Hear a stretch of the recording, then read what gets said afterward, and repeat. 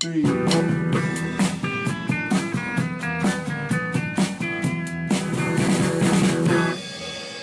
Hello and welcome to Dopey, the podcast on drugs, addiction, and dumb shit. And I'm Dave, and Merry Christmas. Ho, ho, ho. And on the show right now, we have the lovely author, I can't even remember the name of your book, of Strung Out, Dopey regular and friend of mine, writing coach, Erin Khar. Would you say you're my writing coach? I mean, I'd say like writing consigliere. Okay, that's better than coach. Writing consigliere and recovering drug addict. Merry Christmas. And you're a converted Jew. So what is Christmas I am. to a converted Jew? I mean, because Atticus spent the first 10 years of his life celebrating Christmas, we still it just means that we do miniature Christmas and then celebrate Hanukkah.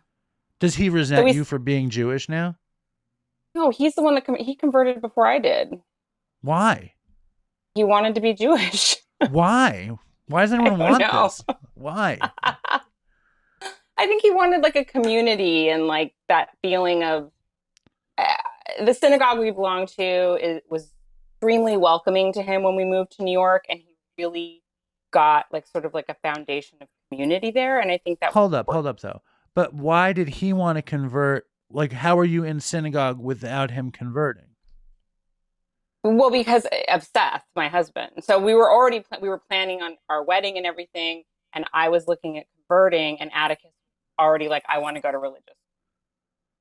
So he started going to school there on Sundays, and it's a Reform temple, so it's very much about being guitar of service. Guitar playing female totally rabbis and such. Exactly. Yes. And being of service, everything is service oriented, which is right up my alley.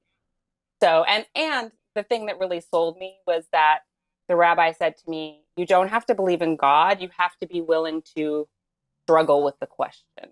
And I really liked sort of the way that it was more about considering these things and what they mean to you in your life rather than taking everything verbatim. And so it resonated with me. It sounds like 12-step to me. It's very 12-steppy. Service, in that way. Willingness. My favorite thing about 12-step is you don't have to do anything. You just have to be willing to do it. This is, I went to this parent kid thing the first year that we were there, and the rabbi was like, if you believe in God, what's the word that you associate with whatever your concept of God is? And I was like, how cool is this? I didn't have that. I never had that experience with religion. So for me, it was very attractive because it resonated with me. So what was your word? Hashem? I remember. It was connection. So you were plugged in. See, I still don't. Yeah. I think it's interesting. It's a vast, eternal question. And when you were a kid, how big was Christmas? I mean, it was big in a really secular way. We didn't go to church or anything, but it was a big deal in terms of presents. And what about Santa? Yeah, we did Santa. And so this is the hard thing for Franklin now.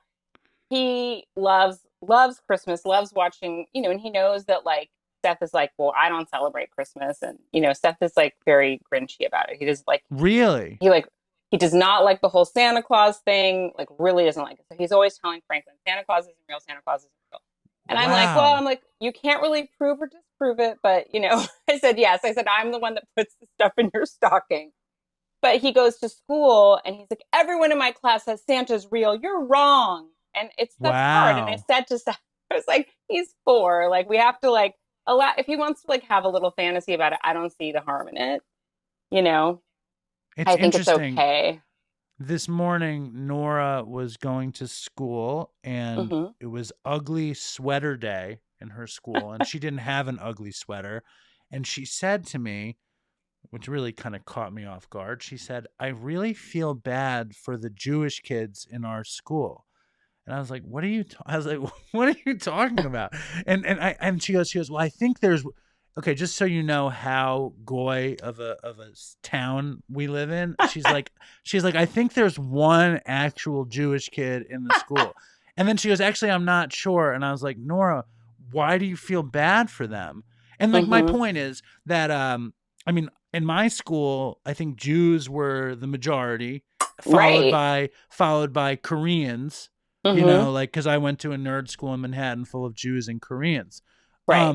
And then like probably Chinese, and then maybe, I don't know. I don't know. I don't know. Mostly Jews and Asian people, and then like a Right. smattering of kind of Italians, Irish, black, whatever.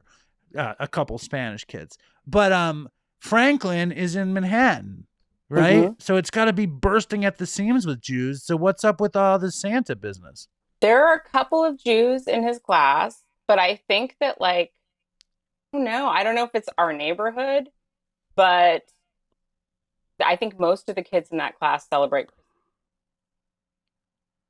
Well, good for them. My dad hates Santa. My dad, like when I got back together with Linda, like one of the Mm-hmm. only things that I had to promise was that I wasn't going to burst Santa's bubble. Like that was like a big contingency of us getting back together, was that I was not Wow. going to tell Nora that Santa wasn't real. Even though Right. I resented Santa because Santa didn't give the Jewish boys and girls gifts. Right. Santa only gave the Christian boys and girls gifts, which Right. seemed like fucking pretty shitty to me. Like Santa's some kind of anti-Semite, like what's his face? The skateboarding guy. What's the skateboarding guy? Howie? Which Tony Hawk, No, he's a, the anti-Semitic one. Mel Gibson. No, Steve O. What are you talking? oh, is he anti-Semitic? No, he just won't come on Oh. Dopey, so I've decided Oh. that he's anti-Semitic. Um anyway, so but what I'm really interested in this episode Mhm. is Christmas. When I was a kid, even as a Jew, I loved Christmas. I loved Christmas specials. Me I too. loved the feeling of Christmas. Fucking bells ringing, sleigh bells ringing. Are you listening? All that romance. Right. The romance of Christmas is very beautiful. The music and the lights and the feeling of love and goodness. And so when we're kids, like that's a thing. And then as drug addicts, at some point it changes, right? Mm-hmm. And we become kind of high at Christmas, and it's Mm-hmm. still like kind of you have one foot in and one foot out, and then when you're really bad, you're just fucking you fuck up Christmas. So I want to know Right. your experience around that. Oh yeah, I have a good story. Okay, and I didn't go into real depth on this in the book. I mention it, but I don't go into depth. So this was like my big heroin crack relapse of the year 2000. I had been on like a run for a couple of months. We're coming up on Christmas. I was Wait, wait, scheduled wait. to Well, leave. before Yeah, we get to the really bad one, what yeah. about the kind of before they were bad, when you're just Oh, kind of before getting they were bad. high, and you're getting high with the family, like you're dipping out, getting high, coming back, that kind of period. Oh, I mean, for me, that was mostly like I would take like a couple pills. Well, what was good often is that if we went to somebody's house, like a relative's house, I would always like look in their medicine cabinet and like if they had Vicodin. Vicodin was like what I would find the most then. Like that was the most common, like it would be some leftover bottle. And I wouldn't take the whole bottle. I'd take one and, you know, It's like your it would Christmas make it a gift lot more. from that person. Yeah. But yeah, and then I think that, probably when I first started with heroin, I think there was one Christmas that I had brought it home um to do because in my early using days I was like only using at my boyfriend's house. But that one bad Christmas I brought it home. And yeah, I mean, I think it was always sort of like I was never that fucked up on Christmas. I would try and just kind of like maintain. And I often, in my years of relapsing, I was almost always sober at Christmas. For some reason, there was like a cyclical thing where I would kick right before my birthday in November, and then I'd stay sober until about like January, February, and then I'd relapse again. So Christmas was kind of like white knuckle. I'm dreaming of a white knuckle Christmas. Well, and a lot of that time I was pretending I had never relapsed. So I was still like going to 12-step meetings. Like, oh, all of it just, we'll pretend this never happened. So tell us the bad one. Okay. So year 2000, I'm with this boyfriend who was a musician that was like still getting royalty checks. So we'd like go from like having money to not having Was money, it and Slash? it's totally Slash. No, you know who it is, but I don't name in the book. So whatever, it's not even important. But had Chris, Christmas Eve that year, there was like a sweep in downtown. Our regular drug dealer was not going to be around. We knew this, and we had bought in advance, but of course ran out.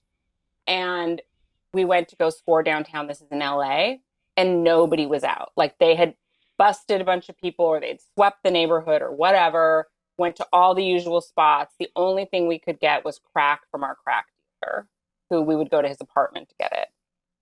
So we're out of dope. We stay up all night smoking crack. And picture this is that I'm in like my craziest relapse. Like this was the worst relapse. And but I still was like wrapping Christmas presents. And I remember I had this like Martha Stewart Christmas magazine with like all these like inventive ways to like wrap Christmas gifts with like these little circle stickers and whatever. I thought I was like some cracked out Martha Stewart, like smoking crack and like making the Christmas presents look really pretty. I bet they look So good though. they did. They did. You're meticulous like that. I was. I mean, I always tried to keep up appearances. So we stay up all night smoking crack, and we have to go to my uncle's house the next day and see my mom and whatever. Everybody was going to my uncle's house, and we're dope sick. We've been up all night smoking crack. I felt horrible because by the time it was like early morning, we were sick. And my boyfriend like went to try and score, like couldn't score. And then we got a hold of our dealer, and she's like, I can meet you, but I can't meet you until tonight.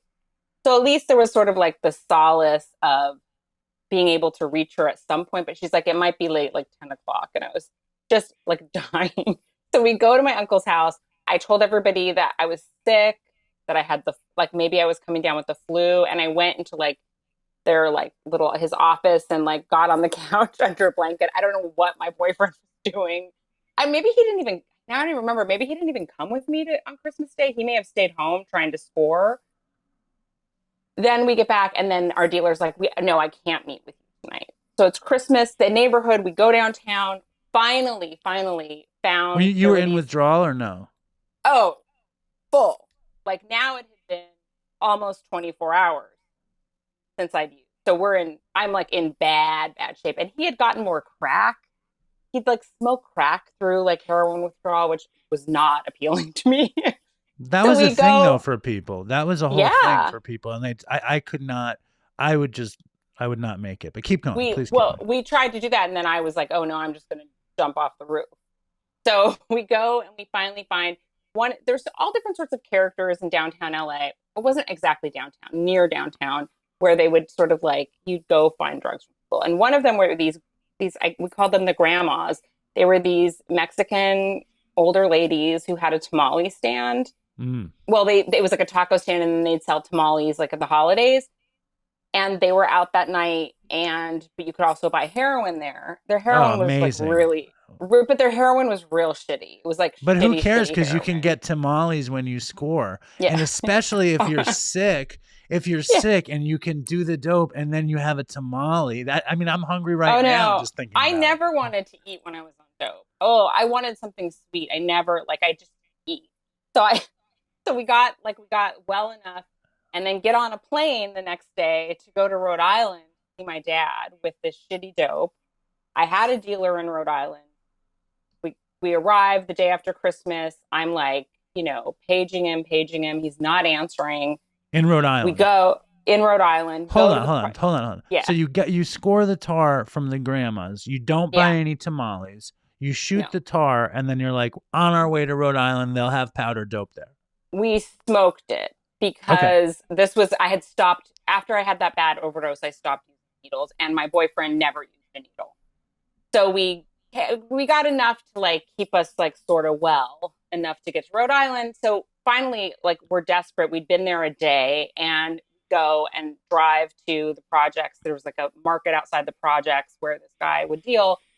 And I'm like, somebody's got to know where he is. So we go asking around, and this kid is there and like asked me like, who are you looking for? And I was like, Whitey. That was the guy's name. And he's like, Whitey's dead. And he's like, there were candles like all around the store. He'd gotten shot on Christmas Eve and died. And he's like, what do you need? And we told him, and the kid was like fucking 12 years old, which is like, you know, this story. It was heartbreaking. I felt like, or say that I felt like a shitty person in that moment is an understatement. It was just the bleakest of the bleak. But like, I would be just so couldn't, excited that this kid, what was the kid's name? Christopher.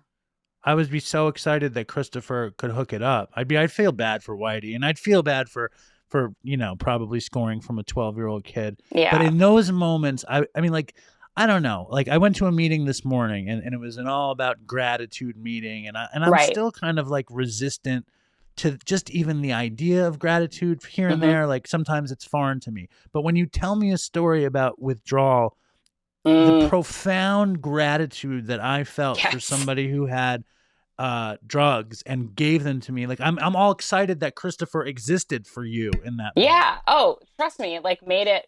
I mean, I was thrilled, and it was decent dope. So, that was like, it was just, that was in the middle. And I still had a couple more months to go. It wasn't until mid-February that this relapse came to a grinding halt. But like, that was every time, like, I think of, I always think of that on like holidays. And I'm like, no matter like what's going, like if we get COVID right now or whatever, like whatever happens, like it's not going to feel that shitty. You know what I Right. mean? Like that Well, sometimes, and that sometimes that's as far as my gratitude can go when there's like shit going on. Although I will say this because you brought up gratitude. I think that with gratitude, there's like this confusion that like you should feel grateful and like erase everything else. And I don't think that's the way it works. I think that we can feel like grateful and angry, or grateful and in pain, or grateful and grieving at the same time. They're not mutually exclusive emotions, right? So that's sort of like what I'm able to tap into when I'm not feeling grateful. Like, yeah, there's things that I'm grateful for in my life of course, of course. But you're also allowed to not be able to tap into it today. Do you know what I mean? right. Like, you can be grateful but still longing for something. You can be grateful but still Yes. uncomfortable. You can have, but I Right. mean, like, I Or think that what? or even like you can acknowledge that you don't feel like intellectually you're grateful, but like you don't feel it today, and that's okay. Right. I think that's more relevant. I mean, like, at my meeting this morning, everybody seemed to be like really feeling the spirit, and Mm-hmm.